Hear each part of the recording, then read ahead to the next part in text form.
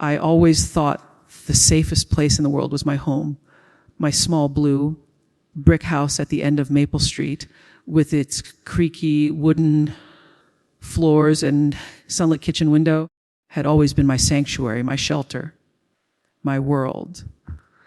After losing my husband 3 years ago, I built my life around peace, routine, and quiet stability.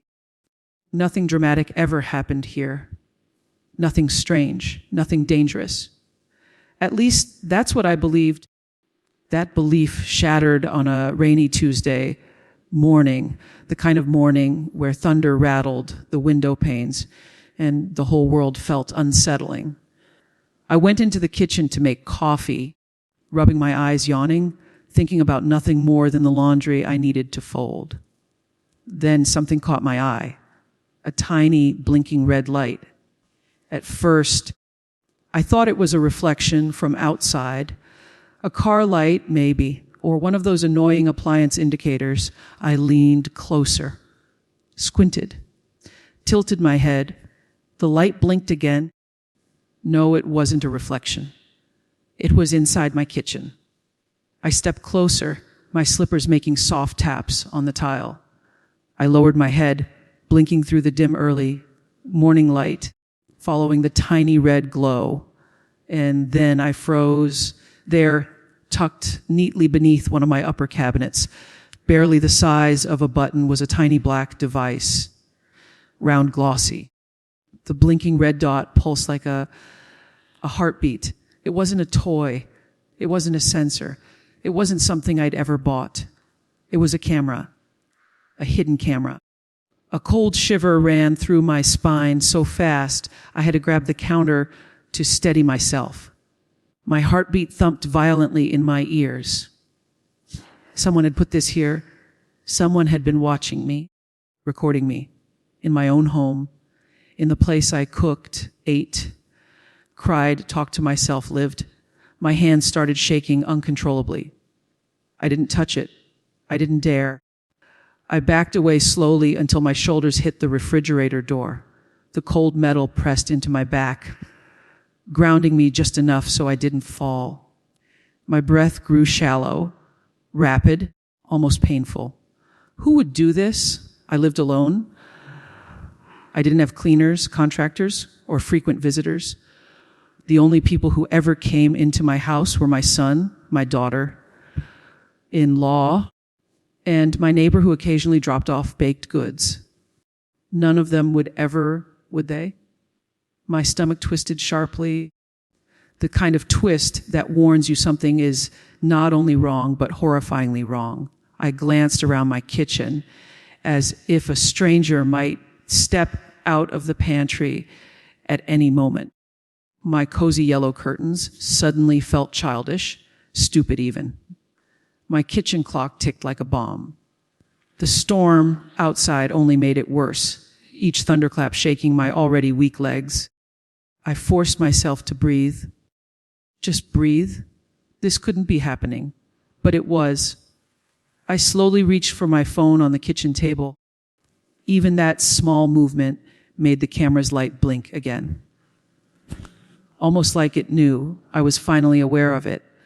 My hands trembled so much, I almost dropped my phone twice before unlocking it. Who do I call? The police, my son, my brother. My mind swirled. Every option felt both right and wrong at the same time. I didn't want to panic anyone without understanding what I was dealing with. But I also didn't want to stay alone with this thing watching me. Just as I opened my contacts list, I heard something, a faint sound coming from the other side of the house. A soft thud, or a creak, or maybe even a doorstop being brushed. I froze, completely. For a moment, I couldn't breathe. Was someone here, inside my home? I held my breath, my ears straining for the slightest noise. Another sound, this time closer. My pulse skyrocketed. I swallowed hard, forcing my voice to work. Hello, I said softly, the kind of soft that hopes for no answer. Silence. Only the storm outside answered me. I pressed a hand to my chest, forcing myself to stay calm. Maybe it was the wind. Maybe the noise had been the loose window in the guest bedroom. Maybe it was my imagination, amplified by fear. But a tiny whisper in the back of my mind said, it wasn't my imagination. Someone had been here, recently, close enough to install a hidden camera without me noticing. My throat tightened. I needed to act fast. I closed the blinds, turned off the kitchen lights, slowly backed away from the blinking device. Every step I took made the silence feel heavier, as if the house were holding its breath with me. I sat on the edge of the living room sofa, still gripping my phone. My thoughts were spiraling. Who had access to my house? Who had a key? Who had been alone in my kitchen? Names flashed through my mind, each one making my stomach churn harder. Was it my son? No, he would never. My daughter-in-law. She barely liked visiting me, but no, she wouldn't do something like this, would she? My neighbor.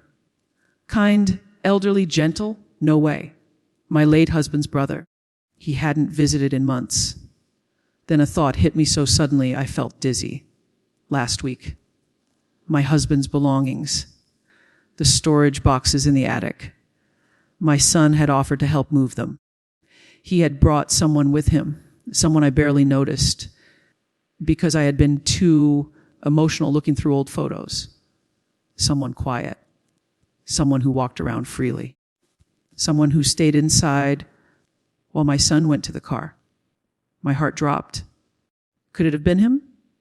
Just when I thought I would collapse from anxiety, my phone buzzed so loud in the silence that I flinched violently. A message. Unknown number. I opened it with shaking hands. And when I read the words on the screen, my legs almost gave out. The message on my screen was short. Just one sentence. But it felt like the floor dropped from under me. Don't touch the camera. My breath vanished. My fingers went numb. The phone almost slipped from my hands. How did this person know? How did they know I found it? How did they know I was looking at it right now? My hands trembled so violently, I had to grip the edge of the sofa to steady myself. I reread the message again and again, hoping desperately that I had misread it. But the letters remained the same. Cold, clear, controlling. Someone was watching at this very moment, watching me panic. My first instinct was to call the police. But before I could even tap the dial pad, another message popped up. If you call anyone, I'll know. A chill shot down my spine so fiercely I felt it in my teeth. My throat tightened. Tears stung my eyes. My home, my safe space, wasn't safe anymore. I was trapped inside it with someone who knew exactly what I was doing. Someone who was bold enough to warn me. Someone confident. Someone close. I forced myself to breathe. In, out. Slow. Quiet. My hands shook as I typed back. Who is this? The 3 dots appeared instantly, as if the person had been waiting for me to respond. Someone who knows more than you think. My stomach twisted painfully. More than I think. What does that mean? What do they know? About me? About my life. About what I do when I'm alone. I swallowed hard and typed again, my fingers barely functioning. What do you want? This time, the answer took longer. 10 seconds, 20, 30. Then, you'll find out soon. My chest tightened so violently, I had to press my palm against it. My breathing grew shallow, uneven. It felt like my lungs had forgotten how to work. I didn't reply again. I couldn't. My whole body was paralyzed. After several minutes passed with no more messages, I slowly, carefully stood up. I walked to the hallway mirror and stared at my reflection. My face was pale. My eyes were wide, fear-stricken. My hair was messy from tossing and turning in bed all night. I didn't look like myself. I looked like someone who was already halfway broken. A sudden thought struck me. I needed to check the rest of the house. I moved from room to room, trying to be silent. My bare feet barely made a sound on the wooden floors. Every creak made my heart skip. Every shadow made me jump. I started with the living room, nothing unusual. The hallway empty. Bathroom quiet, clean. Guest room, no blinking lights. Then I reached my bedroom, my sanctuary, my private space.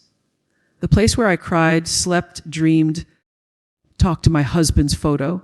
The place where I changed my clothes every day. My legs wobbled as I stepped inside.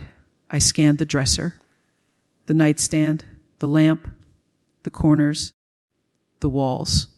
Nothing. Then something caught my eye. My jewelry box, it wasn't fully closed. A tiny crack separated the lid from the base, but I always closed it. Always. Every night, my heart pounded as I slowly lifted the lid. Inside, nestled between my pearl earrings and my old wedding ring, was a tiny black object. Not a camera, a microphone. My breath caught in my throat. They weren't just watching me. They were listening to me. Everything I said. Every private conversation. Every whisper. Every memory spoken aloud in the dark. A wave of nausea hit me so hard I had to grip the edge of my dresser to keep myself upright. This wasn't random. This wasn't an accident. This was planned.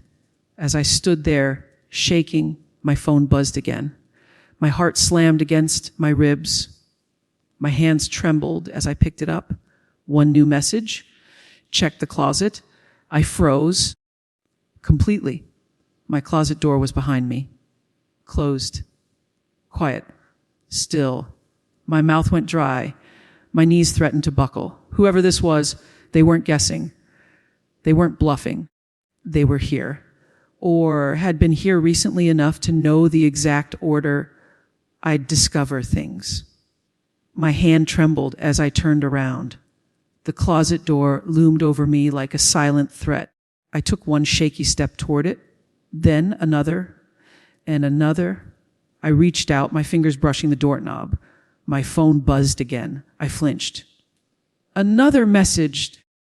Be careful. Be careful. Be careful of how you et or do ho. I swallowed hard and slowly opened the door. It was dark inside still. Quiet. I flicked on the closet light. My shirts and dresses hung neatly. Shoes lined in a perfect row. Scarves folded on the shelf. Then I saw it. A small, sleek, black device sitting atop the shelf where I kept spare blankets. It wasn't a camera. It wasn't a microphone.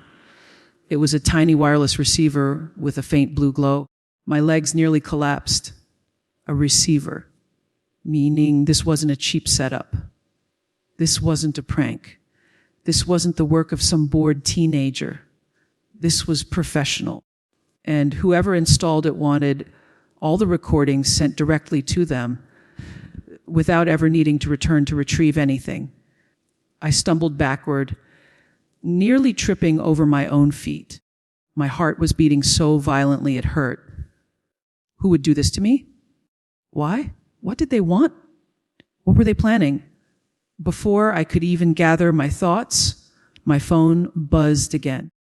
This time, the message made my blood run cold. You should have never opened that box. My vision blurred. My breath hitched. I typed with trembling fingers. She do owe you want for all me? The reply came instantly. You'll understand when you see what's in the basement. The basement. The basement. My basement. My fingers nearly went numb. No one went down there except me. No one but me had a reason to go down there. And yet, another message, go now. I felt lightheaded, dizzy, terrified, but one thought rose above the fear. Whoever this was, they weren't done. And the basement held the next horror. The basement. Just the word made my stomach twist. I rarely went down there unless I needed to grab old holiday decorations or store extra blankets. It was cold, echoey, dusty. The kind of place where sound traveled strangely and shadows stretched too long. Now, someone wanted me to go down there. Someone who knew my house. Someone who knew my routines. Someone who knew I'd be terrified. My legs felt heavy as I stepped out of the bedroom. Every part of me screamed to run out the front door and never look back. But the thought of leaving without knowing what was down there, without understanding what danger I was in, it was unbearable. Besides, a horrible curiosity had already latched itself inside me. I walked down the hallway, phone gripped tight in my hand like a lifeline. The basement door was at the end of the corridor. Plain. White. Completely normal looking. But today it felt menacing, like something alive was waiting behind it. I stood there staring at the handle, my breath shallow and uneven. My hand shook as I reached out to touch the knob. It was cold. Colder than it should have been. I swallowed hard and slowly turned it. The door creaked open. A gust of cold, stale air rushed up the stairs, brushing against my skin like fingers. The darkness below felt thick, almost physical. I flicked the light switch. Nothing. The bulb didn't turn on. My heart thudded painfully. It worked last week. I remembered replacing it myself. My phone buzzed. I jumped. Another message. Use your flashlight? I felt sick. This person was watching every move I made. They knew I'd opened the door. They knew the light wasn't working. They knew I was hesitating. I slowly slid my thumb across my phone screen and turned on the flashlight. A narrow beam of white light pierced the darkness below, illuminating the first few steps and a portion of the concrete floor. I took one breath, then another, and stepped inside. Each footstep echoed slightly. The air grew colder as I descended. The wooden steps creaked under my weight, groaning like they hadn't been touched in years. At the bottom, I slowly panned the flashlight across the basement. Boxes, old furniture covered in sheets, my husband's old workbench, the washing machine humming softly. Everything looked normal. Too normal. I swallowed, forcing myself deeper inside. The flashlight beam shook as my hands trembled. Shadows stretched unnaturally on the walls. Every soft drip of water from an old pipe made me jump. Then my phone buzzed again. I flinched violently, nearly dropping it. Another message. Left corner. Left corner. I lifted the flashlight and slowly turned to the far left corner of the basement. For a moment, I saw nothing unusual, just an old bookshelf, a few paint cans, a folded ladder. Then the light caught something, a piece of black electrical tape, stuck behind the bookshelf. My heart stuttered. I stepped closer, my breath speeding up again. The bookshelf was heavy, old, wooden. I'd never moved it in the 20 years we'd lived in this house. But the tape was new, placed recently. With shaky hands, I grabbed the edge of the bookshelf and pulled. It didn't budge at first. I tried again. This time it slid only an inch, but enough to reveal something behind it. Something metal. I moved the flashlight, and my blood ran cold. Behind the bookshelf, bolted into the wall, was a metal lockbox. A large one. Not mine. I stepped back, pressing a hand to my chest. Who brought this here? When? How? I knelt down, my knees weak, and brushed my fingers across the cold surface. The box was heavy-duty, industrial, the kind used for equipment or evidence. There was no keyhole, just a digital keypad. My breath shook as I whispered into the empty room, "What is this?" My phone buzzed again. I jumped so hard the flashlight beam jerked wildly across the wall. Another message. Open it. My heart hammered against my ribs. Open it. How? There was no way I could guess a coda. Before I could finish the thought, another message appeared. The code is your anniversary. My blood turned to ice. My anniversary. The date only my husband, my son, and very few others knew. Why would the person watching me know that? My fingers trembled as I typed back, "Ooh, you." The reply came in seconds. Open the box. My breathing became uneven again. I didn't want to. Every instinct told me to run, to call the police, to flee the house and never look back. But another part of me, the part already knee, deep in fear and confusion, needed answers. Hands shaking, I entered the numbers. The keypad beeped. The lock clicked. And the metal lid popped open. My breath caught. Inside the box were papers, dozens of them, old papers, new papers, documents, photos. My photos? Photos of me in my house, from angles no one should have had. Me doing laundry, me cooking, me sleeping on the couch.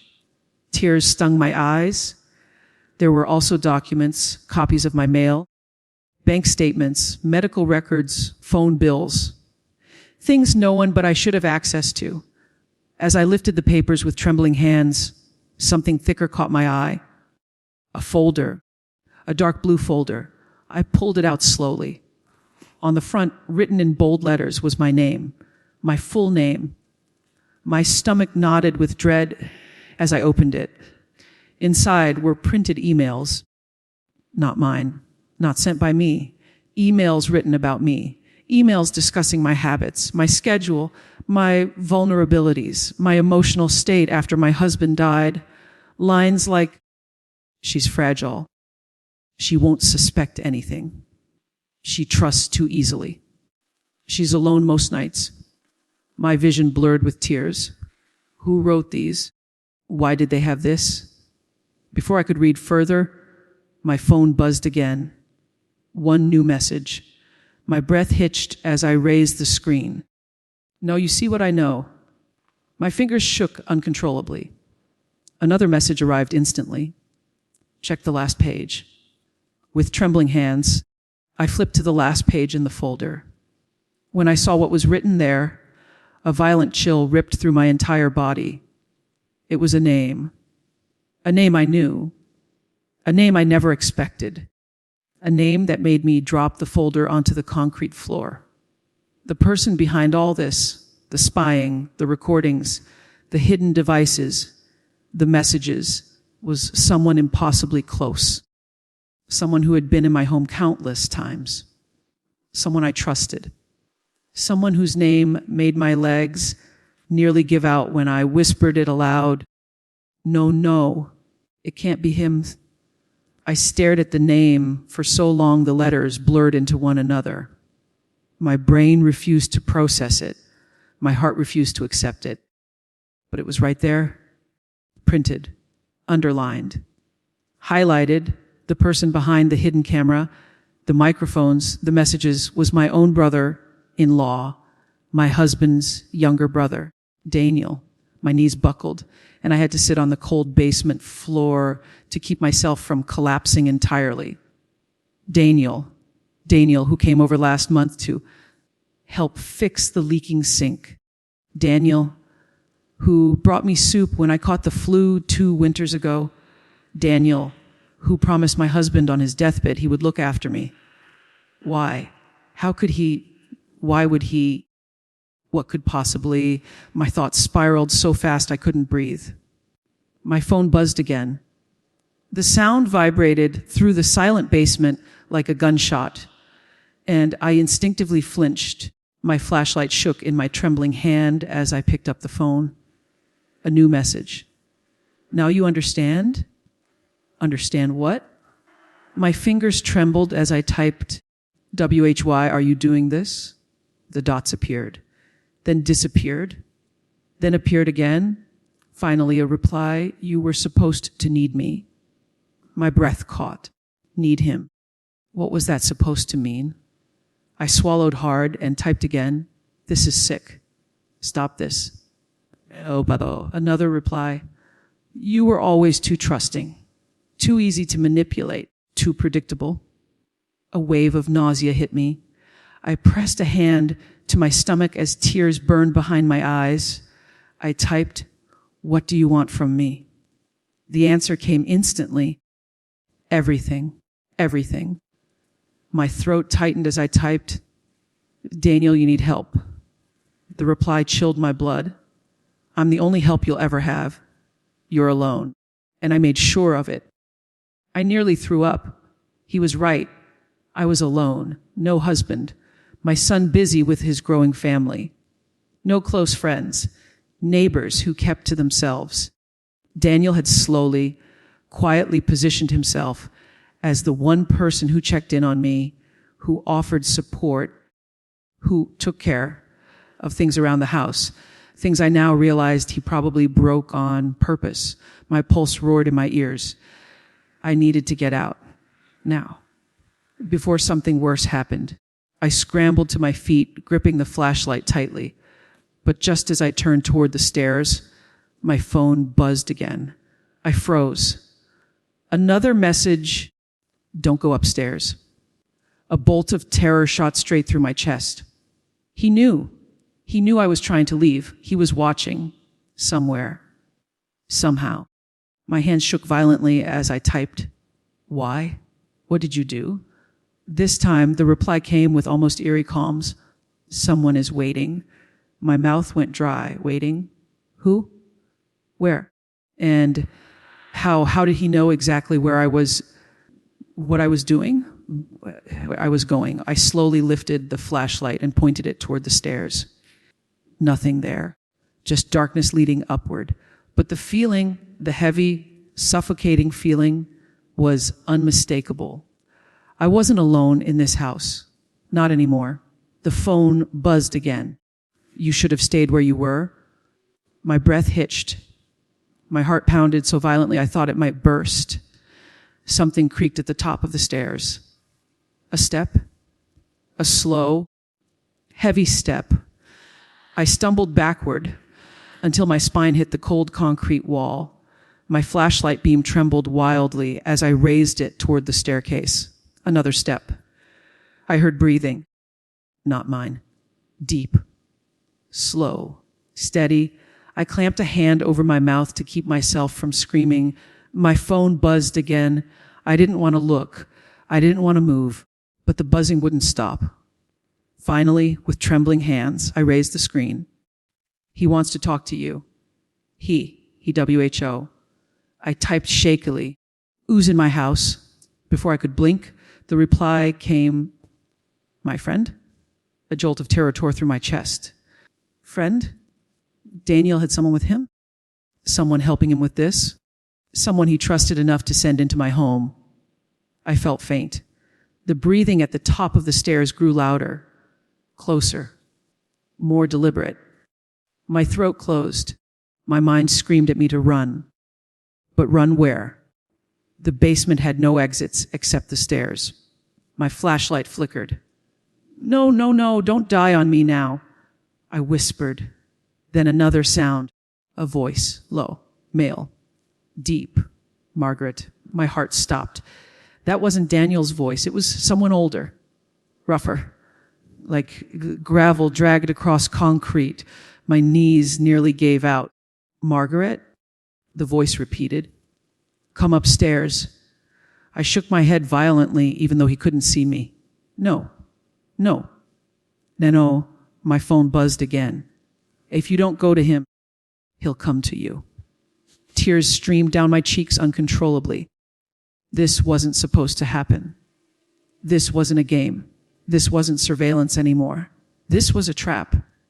A full, planned, horrifying trap. And I had walked right into it. I forced myself to breathe. In shaky gasps, I needed to think. But my thoughts were scrambled by fear. Who was this man? How did Daniel know him? What did they want? Why were they both targeting me? My phone buzzed again. Come now.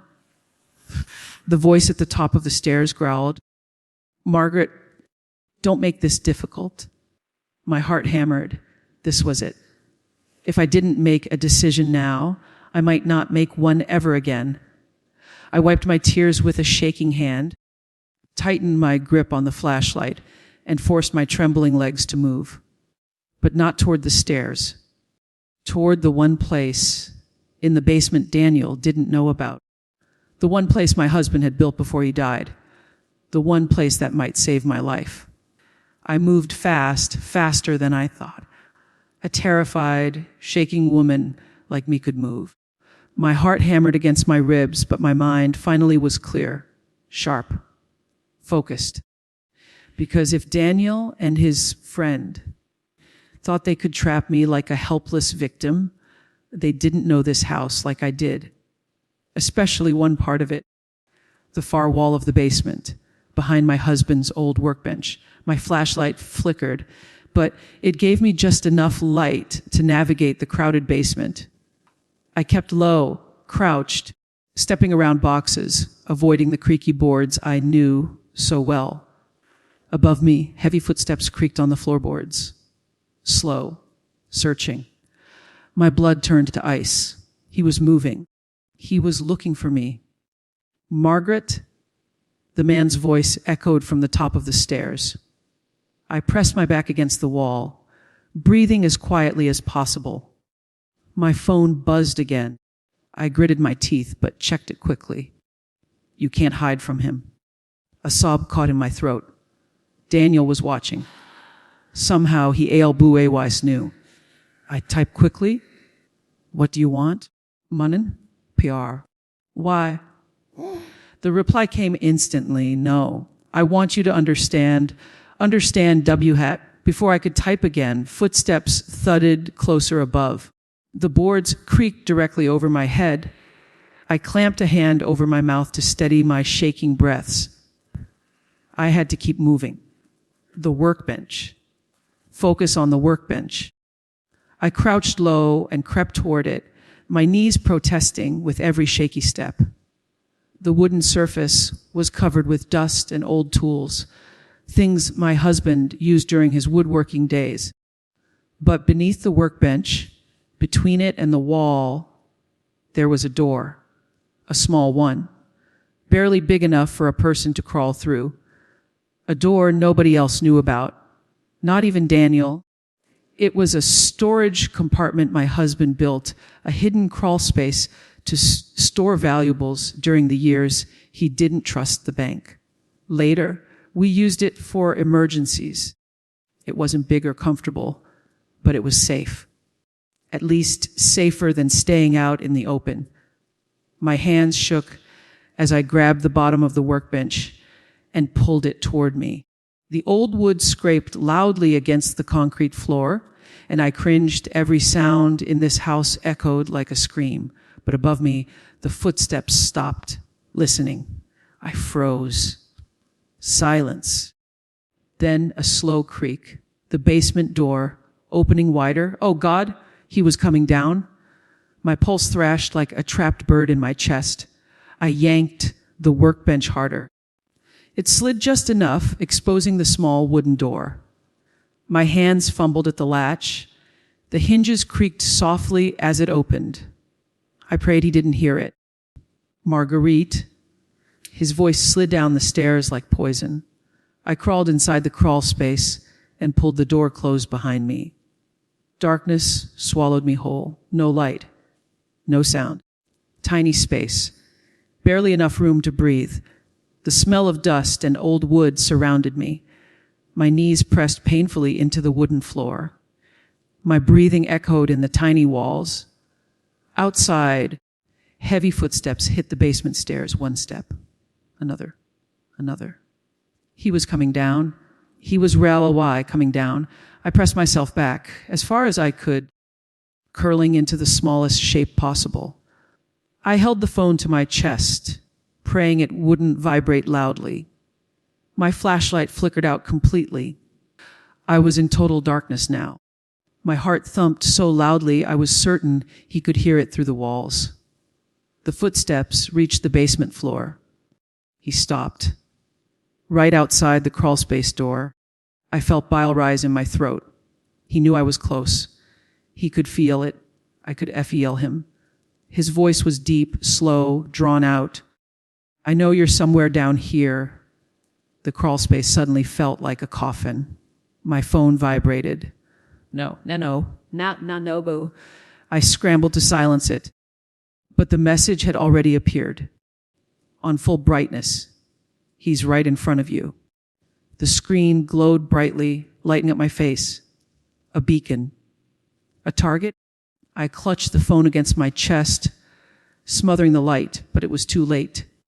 The footsteps moved toward me, closer, closer, closer. I held my breath until my lungs burned.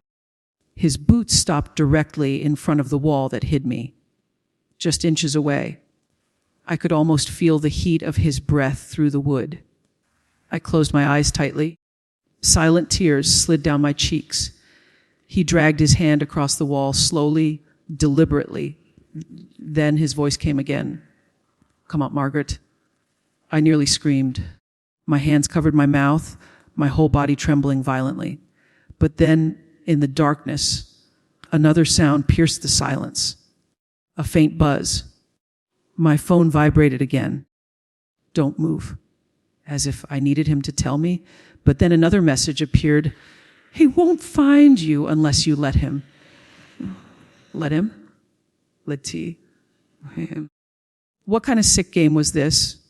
Was Daniel trying to terrify me, test me, punish me? Or was there something darker happening? The man outside the crawl space sniffed the air, actually sniffed, like he was smelling me. My stomach twisted in horror. Then another noise from upstairs. A door slamming. The man stiffened. A second voice, far away, shouted something I couldn't make out. Footsteps. Multiple footsteps. The man cursed under his breath and turned away. His boots thudded against the stairs as he climbed back up quickly. I sat frozen, listening as he disappeared. Silence. Long, suffocating silence. I didn't dare move. Then another buzz. My phone lit up. He left. I let out a shaky breath, collapsing against the wall. But the next message made my blood run cold. "Now we can talk. Now. W-E. Can talk."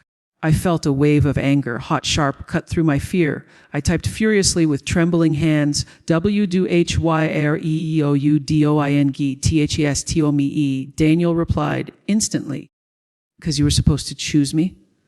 Choose him?" For Wuhat, before I could ask, another message came. "I'm waiting upstairs." UPS tires? My mouth went dry. Daniel was here, inside my home.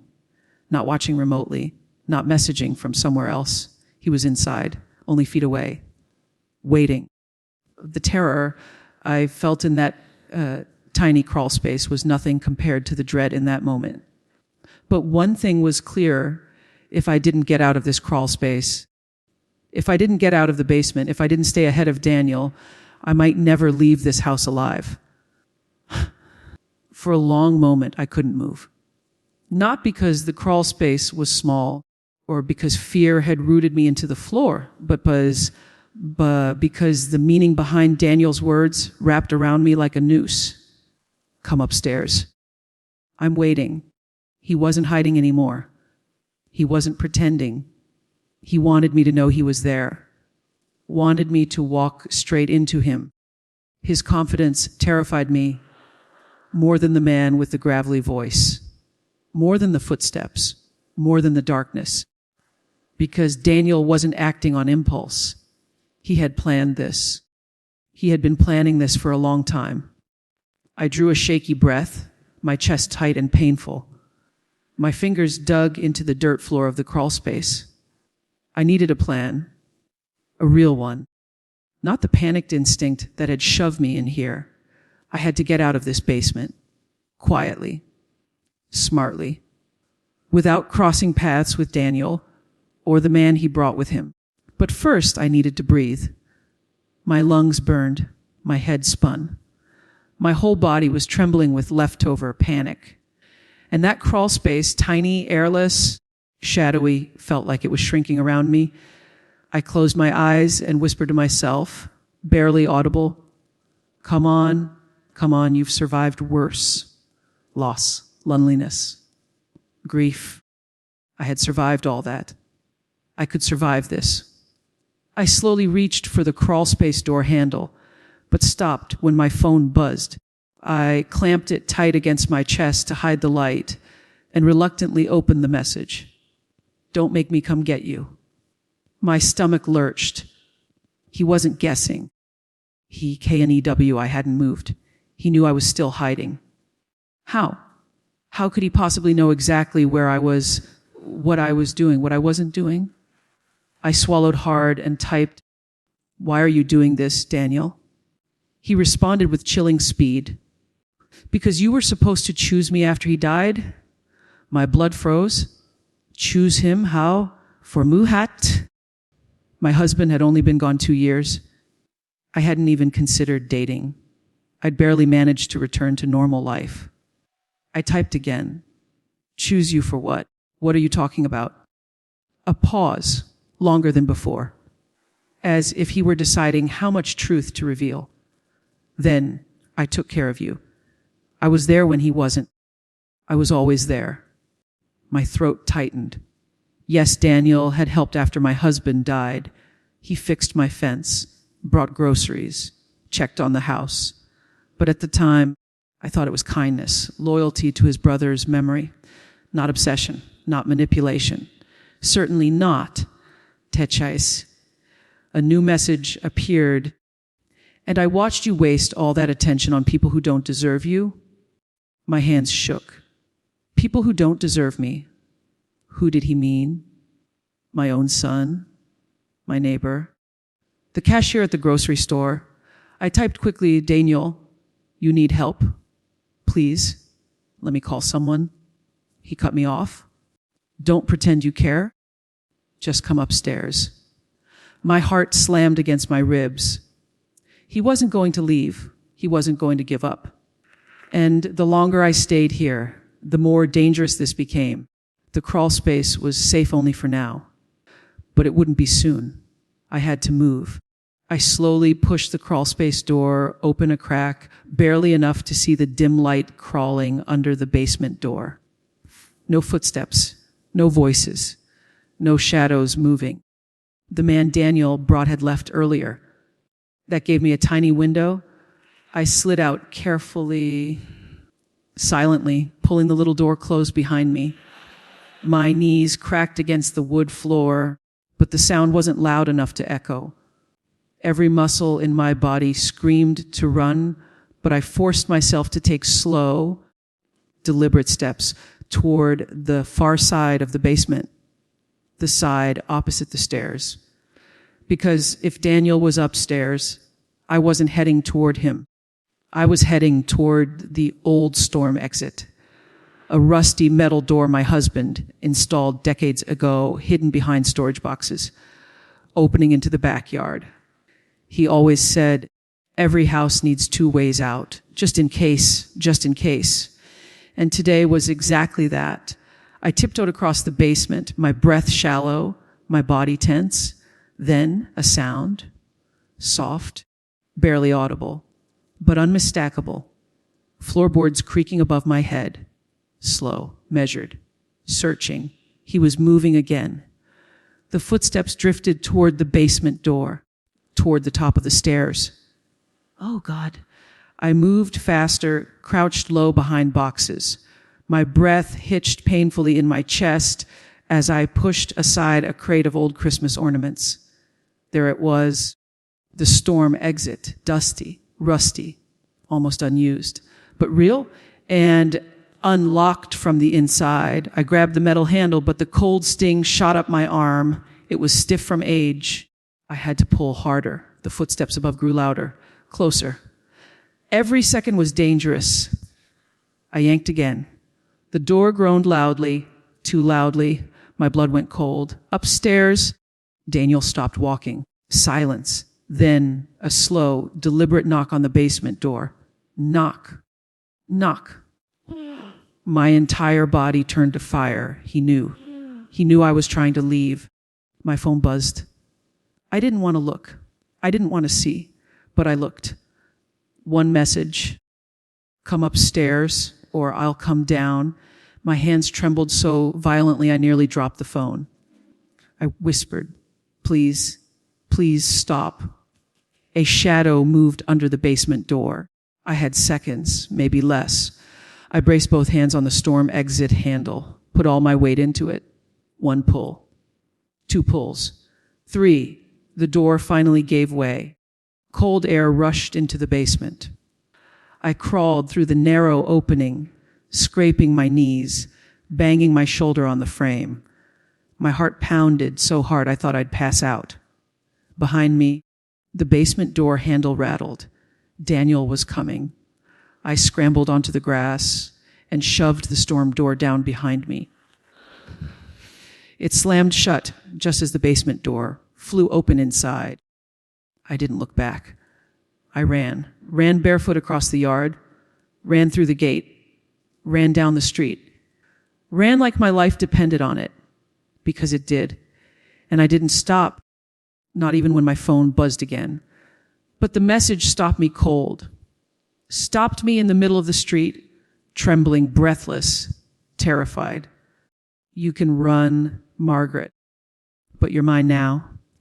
My legs nearly gave out because the message wasn't from Daniel's number anymore. It was from my husband's old phone number, the phone we buried with him. I froze in the middle of the street, barefoot, shaking, breath coming out in short, broken gasps. My husband's old number glowed on my phone screen like something cursed. A number that shouldn't exist. A phone that was buried with him. A device that had been dead for 2 years.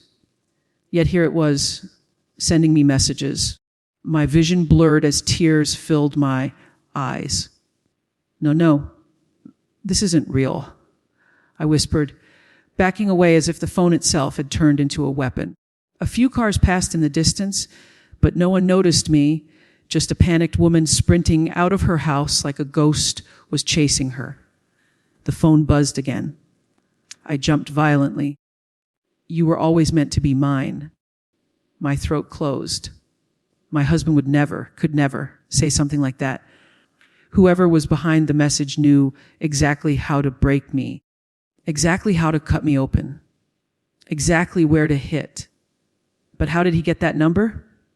Did he dig up the phone? Steal it before the funeral? Clone the number? Spoof it? None of the options made me feel safer. I swallowed hard and wiped my wet cheeks with trembling hands. I needed help. Real help. Not a crawl space, not darkness, not running barefoot in the street. My first thought was police. My second thought was my son. But an even stronger thought cut through both. What if Daniel was watching? What if he knew where I was going? What if he wasn't alone? I backed against a tall hedge, trying to steady my breath. The night air cut cold against my skin, and the concrete scraped my feet painfully. Suddenly, a voice behind me whispered, "Margaret." I nearly screamed. I spun around, and my heart almost burst through my chest. It was my neighbor, Mrs. Parker, an older woman in her 70s, who watered her roses at sunrise and gossiped with her friends in the driveway every Sunday evening. She stared at me, barefoot, crying, shaking, panting, as if she'd found a wounded animal on her lawn. "My God, what happened to you?" she asked, stepping closer. I opened my mouth, but nothing came out. I couldn't form words. My voice felt trapped in my throat. She reached out gently. "Come inside, dear, you're freezing." I hesitated. What if Daniel was watching her house too? What if he had people on the street? What if he followed me here? But as another cold breeze hit me and my body trembled violently, I realized staying outside wasn't an option. I nodded slowly. She guided me into her house, closing the door behind us. Warmth wrapped around me instantly. The living room smelled like lavender and baked cookies, the soft yellow lamps casting a cozy glow. I felt my body begin to relax a little. Not much, but enough. Mrs. Parker handed me a blanket and a glass of water. I sat on her sofa, the cushions sinking under my shaking legs. Tell me what happened. She coaxed gently. But before I could speak, my phone buzzed again. I flinched so hard, I dropped the water glass onto the table. It spilled everywhere. I scrambled to snatch the phone. Mrs. Parker frowned, startled by my panic. I turned the screen toward me. Another message. Wrong house. I stopped breathing. Mrs. Parker noticed the blood drain from my face. Margaret, what's wrong? The phone buzzed again before I could answer. I told you to come upstairs. My heart pounded so violently I felt dizzy. He hadn't expected me to run. He didn't want me here. He didn't want me safe. But the next message was the one that shattered me. You're putting her in danger too. My entire body went cold. Mrs. Parker was looking at me with concern, and she had no idea she'd just been added to the line of fire. No, no, no, I whispered, pushing to my feet. I can't stay here, I can't. She grabbed my arm. Dear, sit down. You're in no condition to leave. Let me call someone? No, I said, pulling away. My voice came out too loud, too panicked. The old woman flinched, and guilt stabbed me instantly. But a greater fear drowned it out. If he knew where I went this fast, if he could see into this house, he was close. He was VRY close. Another message came. You're making this worse. I gripped my hair with both hands, the panic crushing down like a tidal wave. Mrs. Parker stepped toward me again. Margaret, please, talk to me. Did someone hurt you? I knew she cared. I knew she wanted to help. But she was in danger because of me. I couldn't stay. I backed toward the door. I am sorry. I'm so sorry. I have to go. Margaret, she cried. But I was already out the door, running again. Barefoot, shaking, heart bursting open. The night seemed darker now, deeper, heavier. My phone buzzed again. Good girl? I wanted to throw up. I typed with trembling fingers. STOPFLOIMGME, SSTOPHIMGME. Woyidioyayuwenti. The reply came like a blade. I want you to stop running. I looked around frantically. The street was empty, silent. Nothing but parked cars and dim porch lights. But I felt watched. Every inch of my skin prickled with it. I pressed my back to a tree, pointing my phone flashlight around me. Where are you? I whispered. No reply. For a moment, I thought maybe he'd finally stopped. Maybe I had outrun him. Maybe I was safe for a few seconds. Then a shadow moved behind a fence. I gasped and stumbled backward. Another movement on the opposite sidewalk. Another buzz. I'm everywhere. My breath hitched. He wasn't just watching. He wasn't following from a distance. He was circling me. PLES! I cried out loud, voice cracking. Just tell me what you want from me. The next message appeared slowly, deliberately, like he wanted me to feel every second of dread. I want you to understand why your husband died. My knees buckled. I collapsed onto the ground. My husband's death, a heart attack in his sleep, an accident, natural. No. He wasn't saying, he couldn't mean another message. Come home, Margaret. We're not finished. The world spun around me because suddenly I wasn't just running from Daniel. I was running from the truth, a truth darker than anything I had imagined. For a long moment, I couldn't get myself off the ground.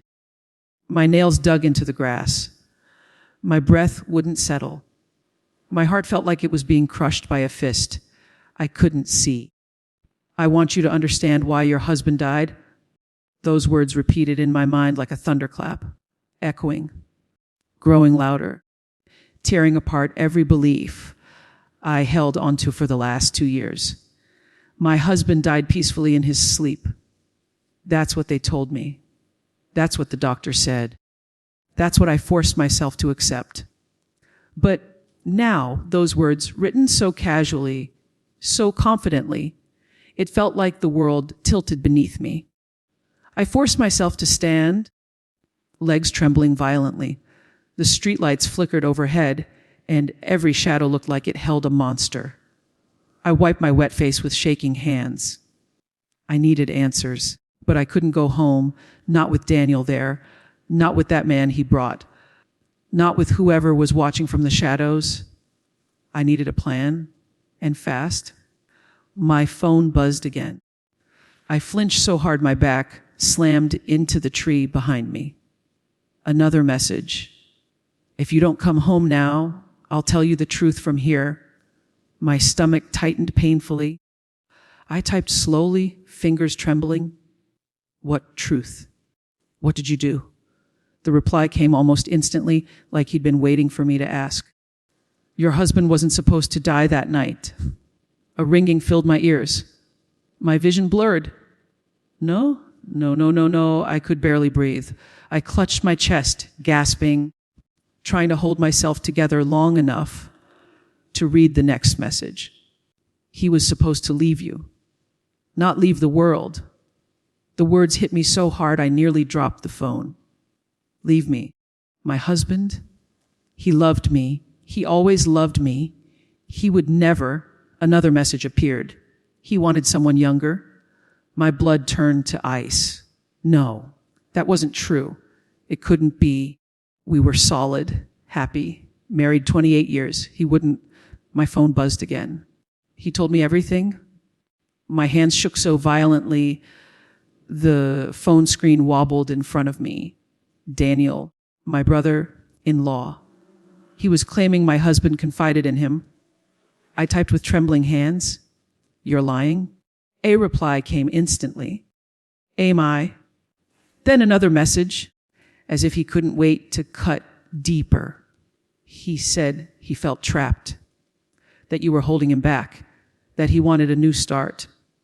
I pressed a hand over my mouth, choking on a sob. That wasn't him. It wasn't. My phone buzzed again, but he never got to act on it. My breath hitched painfully, because someone else acted first. The world around me went silent. I typed slowly, terrified of the answer. Are you saying, you did something to him? My heart hammered against my ribs. Another message. I didn't have a choice. My vision went blurry. I backed away, stumbling onto the pavement. He killed him. He killed my husband, my partner, my love. And all this time, this entire time, I'd been grieving beside the man who caused it. I felt bile rise in my throat. I bent over and dry, heaved onto the grass, tears streaming uncontrollably. Another buzz. If he left you, he would have exposed everything. Everything. Everything. My fingers shook as I typed, Abuya Shait D-I-D, H-K-N-O. The reply came like a slap. He was starting to notice the cameras. My entire body froze. My lungs stopped. My heart stopped. The world stopped. Cameras. The hidden camera in my kitchen wasn't the first one. It wasn't the only one. How long? I whispered into the night, unable to type. How long have you been watching me? As if reading my mind, the next message appeared. Years. My knees buckled again. Years of my life, my privacy, my marriage, my grief, all poisoned by a man who sat at my dinner table, held my hand at the funeral, hugged me when I cried. I felt my stomach twist, my skin crawl, my entire being recoil in revulsion. Another message came colder than the rest. He found one of the cameras. He confronted me. I couldn't let him ruin everything I built. A raw scream tore out of my throat. I dropped my phone and staggered backward, clutching my chest. I couldn't breathe. I couldn't think. He killed my husband. He killed him because he didn't want the truth to come out. And now he wanted me. My phone buzzed again on the ground. I stared at it like it was a bomb ticking down. Another message came. Come home so we can talk properly. You owe me that? Owe him? I shook my head violently. No. I typed back with shaking hands. You murdered him. I'm not coming back. A pause? Then, who was going to ruin us? I saved you. Save me. I almost laughed, a broken, hysterical laugh. He ruined Everything. But the next message nearly made me faint. If you don't come back home, my friend will. My breath collapsed. His friend, the man from the basement, the stranger with the gravelly voice. He wasn't gone. He was nearby, waiting. My heart thrashed wildly. I needed to get somewhere safe. I needed to get to the police. I needed ANEOE. I wiped my face, grabbed my phone, and bolted down the street as fast as my legs could carry me. My feet were bleeding. My breath was sharp and painful. But I didn't stop. Not until I reached the only place still open in the middle of the night, the gas station at the end of the block. I burst inside, slamming the glass door behind me. The employee, a young man with headphones, looked up, startled. Ma'am, are you okay? I couldn't speak. I couldn't breathe. I pointed to my phone with shaking hands. Help, please. Call the police. But before he could reach for his phone, mine buzzed. I looked down, and the message on the screen made every drop of blood drain from my face. I told you not to run. Turn around. Slowly, terrified, I lifted my head and saw a shadow behind the glass door. The shadow behind the glass door didn't move at first. It just stood there, tall, broad, shouldered, unmoving, like a dark stain pressed against the night. My breath froze. My fingers tightened around my phone until my knuckles turned white. I couldn't blink, couldn't think, couldn't breathe. The gas station lights flickered overhead, humming softly, but everything else felt silent, like the world itself was holding its breath. The young cashier noticed the horror on my face. He turned toward the door, eyes widening. Oh, ma'am, do you know him? I shook my head violently. No, I didn't know him, but I knew who he belonged to. My phone buzzed again. I didn't want to look, but I did. Don't scream. My lungs tightened painfully. Another buzz. He just wants to bring you home. No. I pressed myself back against the counter, shaking uncontrollably. Ma'am. The cashier whispered, stepping closer. Should I call the police? I nodded with a jerky, frantic motion. Why, yes, please, no. He reached for the phone behind the counter. Then the shadow moved. A slow, heavy motion. My heart slammed into my ribs. The figure stepped closer to the door, and under the fluorescent lights, I finally saw his face, or rather, the expressionless void where his expression should have been. Pale skin, dark, sunken eyes, jaw clenched, a face that had seen violence before and didn't fear it. The man Daniel called his friend. The cashier froze. Is he dangerous? I couldn't find words, but my tears answered for me. For one long second, we stared at each other through the glass, me trembling inside the brightly lit store, him standing under the humming streetlight outside, a hunting predator deciding how to reach its prey. Then he grabbed the door handle. I screamed. The cashier jumped back, fumbling the phone, but the lock held. Thank God, the gas station had an automatic lock that engaged after midnight. The man yanked the handle once, twice, harder. The glass door rattled violently. Ha! The cashier shouted, panic in his voice. You can't come in! I'm calling the cops! Didn't flinch, didn't move. He just stared straight at me. Not the cashier, not the phone. Me. Like the world around him didn't exist. My phone buzzed again. With shaking hands, I lifted the screen. He won't hurt the boy. He only wants you. My chest filled with ice. No, I typed furiously. Leveao. Another message came instantly. Not until we finish what your husband started. My vision blurred. What my husband started? My husband didn't, he didn't EVR. I typed W-Talivar-E, U-Telig Abu-Yut. The reply made my knees buckle. He knew what I felt for you. He knew I wanted you. And he threatened to expose everything. Everything. The cameras. The stalking. The manipulation. Daniel wasn't protecting me. He wasn't saving me. He was claiming me. My stomach twisted so violently I nearly fell. Another message buzzed. He made me choose. I typed with trembling fingers, choose what? The answer came like a knife in the dark. Him or you. My legs gave out. I slid down the counter, pressing my hand over my mouth to keep from sobbing out loud. He chose me. He chose me over my husband, and that choice took my husband's life. The cashier crouched next to me, whispering urgently, police are on their way. Stay down. Okay? Stay down. Footsteps tapped outside, slowly. Deliberately, the man walked to the left window, peered inside, walked to the right window, peered inside again, like a shark circling a tank, another buzz. Don't let him get inside. I froze. Who? The cashier? The man outside. I typed W-O-R-U-Telkio. The next message stopped my breath.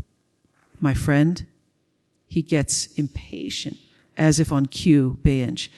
The man slammed his hand into the glass. The cashier screamed, dropping the phone.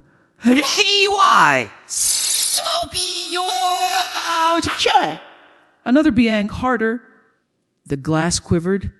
He wasn't trying to open the door anymore. He was testing the glass, testing the structure, testing how fast he could get in. The cashier scrambled backward. What the hell? I grabbed the counter to pull myself up, my breath shaking violently. I typed UHY, are you doing this? Gu HY Namdu. Daniel replied, because you finally saw the camera. My knees turned weak. The camera, the one in the kitchen, the one I found today by accident. You weren't supposed to find it? Daniel wrote again. It wasn't time yet. Yet. This was planned. All of it. My stomach flipped as I typed D, planned for Buodoche. He answered with chilling simplicity, for when you were ready to depend on me. I nearly vomited. Depend on him. Depend on him. He had waited for me to crumble, to fall apart, to become vulnerable enough to accept him. And tonight, when I found the camera, I accelerated everything. My phone buzzed again. Don't worry, the police won't reach you in time. My blood froze. I typed, why? A shorter reply, this time because my friend knows this neighborhood well. The man outside suddenly stopped banging the door. The stillness was worse than the violence. He turned, looked at me, and smiled. A slow, chilling smile. I backed away until I hit the aisle of chips. The cashier whispered, Ma'am, he's leaving. The man stepped away from the window and disappeared around the side of the building. He wasn't leaving. He was repositioning. My phone buzzed one last time. He's coming in from the back. The cashier's eyes widened in horror as a metallic clang echoed from behind the store. As at the back door. Before he could finish, boom, the emergency exit door slammed from outside. The man was trying to break in. I screamed, grabbing the cashier's arm. We need to hide, no. The back door rattled violently. Metal groaned. Hinges shook. A second boom. The cashier dragged me behind the counter. He grabbed a baseball bat from beneath the register. His hands trembled. Mom, get down, get down! The door gave another violent shake. then another, then Sierra K. The top hinge snapped. The door bent inward. He was coming in. My phone buzzed. In pure terror, I lifted the screen with shaking hands. One message. Come home now, Margaret, or he'll finish what I couldn't. My scream was swallowed by the crash of the emergency exit finally breaking open, and the man stepped inside. The moment the emergency exit burst open, it felt like the entire store inhaled sharply and held its breath. Metal screeched. Plastic racks clattered. A gust of cold night air ripped through the aisles, and then he stepped inside slow, heavy, deliberate. The same broad shoulders, the same dead, empty eyes, the same expressionless face as before. The cashier, God bless him, gripped the baseball bat with both shaking hands.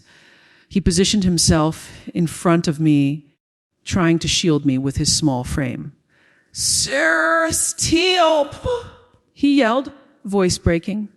"The police are coming!" But the man didn't care, didn't flinch, didn't acknowledge.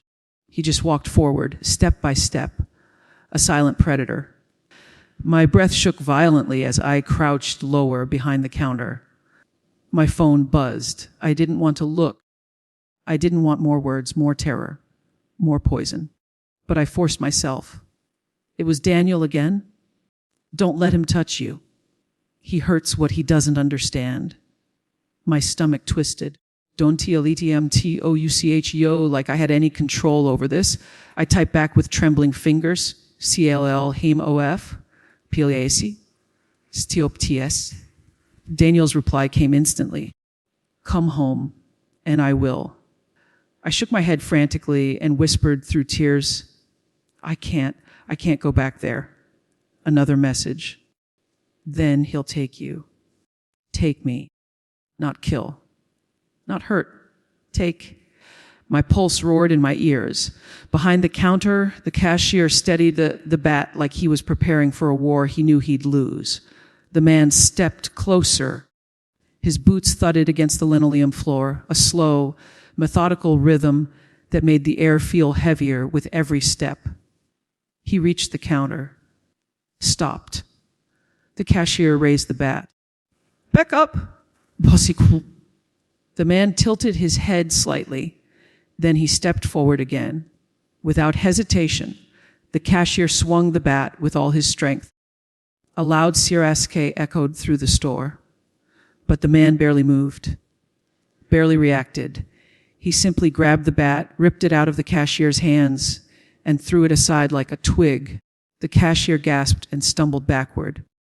No, please. The man grabbed him by the collar, lifted him effortlessly, and slammed him into the candy rack. Astiop! I screamed, instinctively jumping forward. The man froze.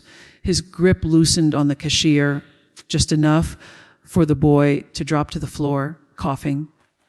The man turned toward me, slowly, head tilting again, eyes hollow, like an animal that had found the scent it was meant to track.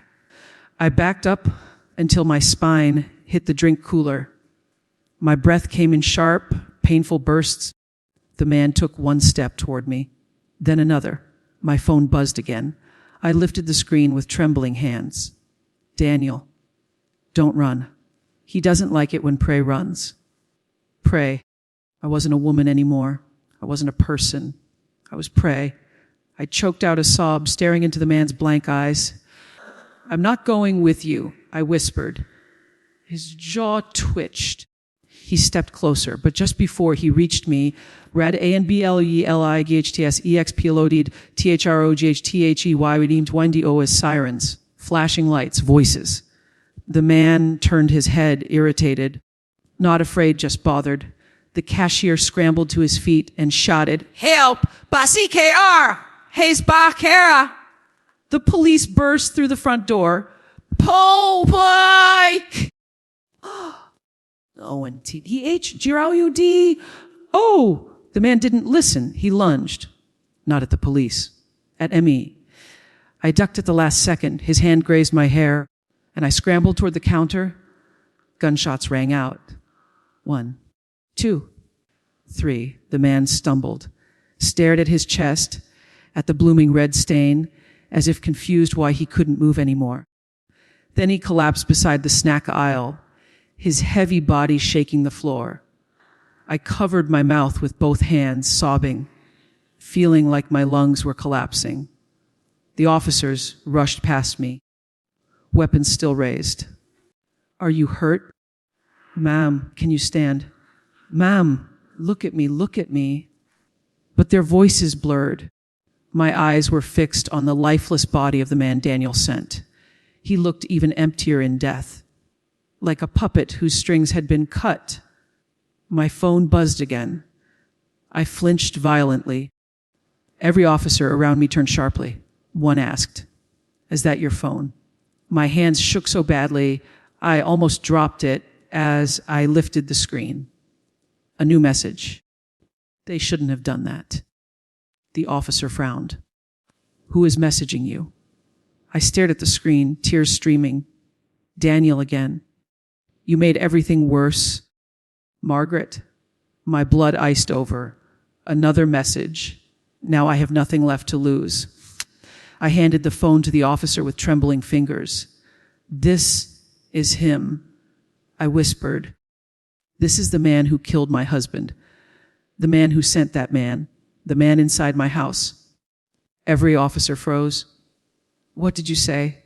I swallowed hard. "He's in my house right now." Several officers exchanged looks. "We need backup at her residence." "No." One shouted into his radio. They started moving fast, grabbing weapons, rushing outside, calling for units. But before they reached the door, my phone buzzed one more time.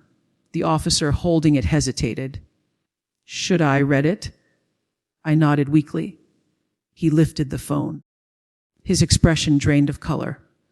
"What does it say?" I whispered. He looked at me with horror in his eyes. "It says, I'm upstairs." For a moment, no one moved. Not the officers, not the cashier, not even me. It was like time itself froze around those two words. I'm upstairs. My stomach twisted violently. My legs weakened. My mouth went dry. He was in my house, still there. Waiting? Everything inside me began to shake. My breath, my hands, my voice, even my thoughts.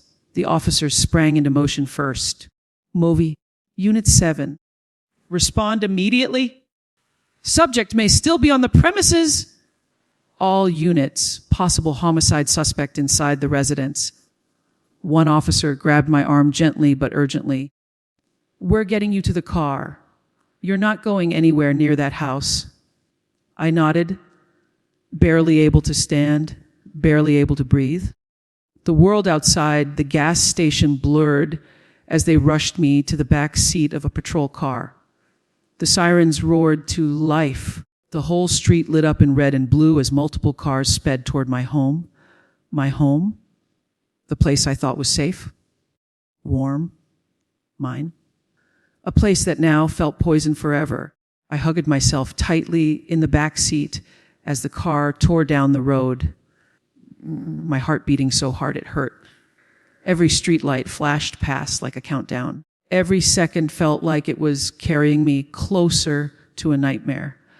As we turned onto my block, I saw what felt like the whole world gathered outside my house. Police cars, SWAT officers, neighbors peeking from windows, lights flooding my front lawn. I couldn't see the inside of the house. I couldn't see HM, and that made it worse. The car screeched to a stop. Officers pulled me out gently, guiding me behind a police barrier. Stay here. Stay behind us? I nodded, shaking. Two officers approached the front door, shields raised.